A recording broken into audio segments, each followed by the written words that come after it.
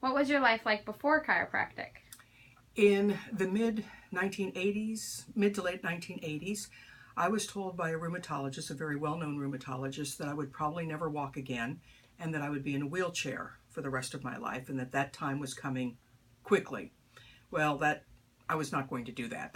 That made no sense to me. I was in my 30s and I was in excruciating pain. And I thought, no, there's got to be a different answer than you're in a wheelchair.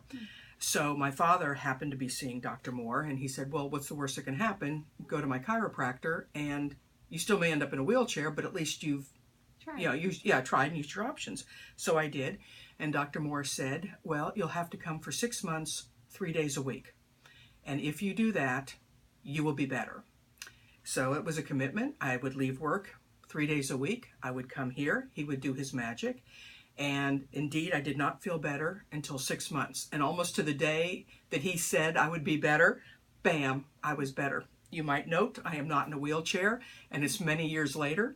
And everything the medical doctors had told me weren't wrong, but the treatment that they were recommending and the outcome was incorrect. And he changed my life. Dr. Moore changed my life, obviously to the better.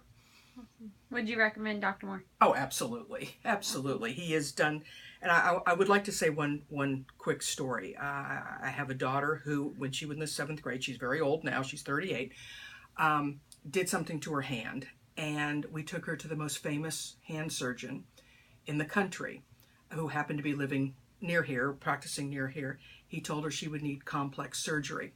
And I went, well, before we do that, let's take her to Dr. Moore. Mm-hmm. He looked at her hand, and I don't know what he did, but it looked like he just went, boop! And I'm just on it. And she was perfectly fine after that. 20 plus years later, her hand is still perfectly fine. So absolutely, I would recommend Dr. Moore. He's wonderful. Love it.